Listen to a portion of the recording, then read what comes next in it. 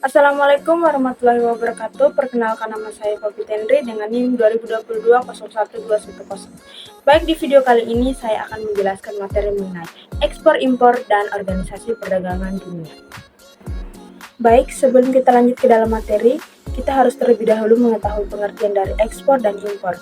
Ekspor adalah kegiatan mengeluarkan barang dari dalam negeri ke luar negeri.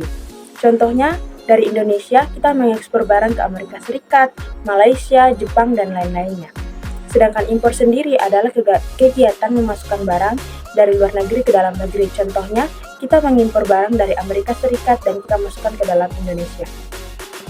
Kegiatan ekspor-impor ini dilakukan berdasarkan dua faktor.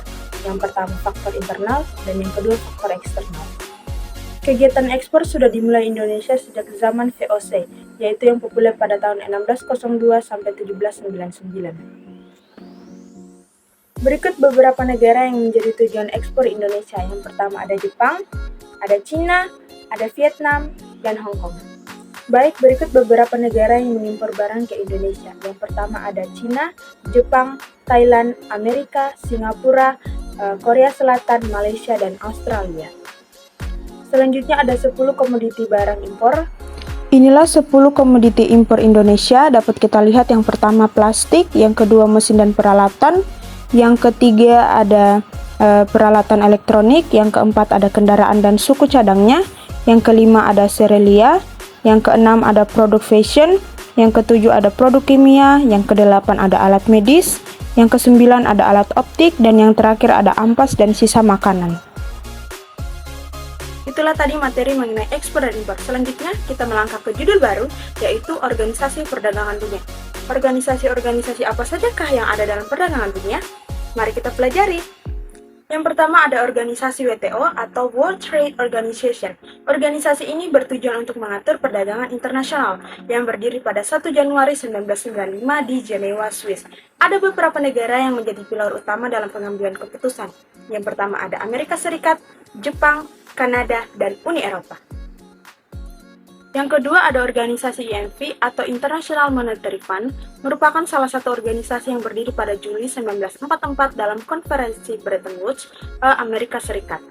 Organisasi IMF merupakan salah satu organisasi yang menangani masalah keuangan atau yang biasa kita kenal dengan Dana Moneter Internasional. Melalui website resmi IMF ada terdapat 8 anggota negara. Yang pertama ada Belgia, Bolivia, Kanada, Cina, Kolombia, Mesir, Ethiopia, dan Prancis. Akan tetapi secara keseluruhan beranggotakan 182 negara. Indonesia merupakan salah satu bagian dari IMF yang telah bergabung sejak tahun 1954 dan menjadi anggota ke-56. Selanjutnya yang ketiga ada organisasi UNTAC yang berdiri pada 30 Desember 1964 yang bertujuan untuk mengkoordinasikan negara-negara anggota guna untuk memperlancar pembangunan negara-negara berkembang. Berdasarkan data tahun 2022, organisasi ini sudah mencapai 195 negara. Organisasi keempat yaitu OPEC yang berdiri pada September 1960 di Irak. Tujuan dari organisasi ini adalah untuk mengkoordinasikan dan menyamakan kebijakan perihal minyak bumi. Organisasi ini memiliki 13 anggota yang berpusat di Wina, Australia. Selanjutnya organisasi kelima adalah MII atau Organisasi Masyarakat Ekonomi Eropa. Organisasi ini berdiri pada 25 Maret 1957 di Belgia. Tujuan dari organisasi ini adalah untuk memperkenalkan integrasi ekonomi, termasuk pasar bersama dan persatuan cukai. Terdapat 8 negara anggota di dalam organisasi MII, yaitu Denmark, Inggris, Prancis, Italia, Spanyol, Belanda, Jerman, dan Portugal. Selanjutnya organisasi keenam yaitu Asia Eropa Meeting atau yang biasa disingkat dengan ASEM yang berdiri pada 1996 di Bangkok, beranggotakan 10 negara ASEAN dan 15 negara Eropa. Organisasi ini membahas mengenai masalah politik, masalah ekonomi dan keuangan, serta masalah kultur dan intelektual.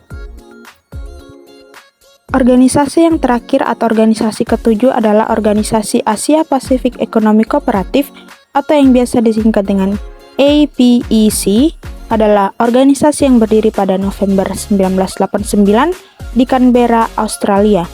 Organisasi ini bertujuan untuk mengukuhkan pertumbuhan ekonomi dan mendorong perdagangan bebas di seluruh Asia Pasifik. Asia Pasifik Ekonomi Kooperatif memiliki 21 anggota negara dan Indonesia termaksud di dalamnya. Itulah tadi penjelasan mengenai organisasi-organisasi apa sajakah yang terdapat dalam perdagangan dunia. Saya Poppy Tenri, terima kasih telah menonton.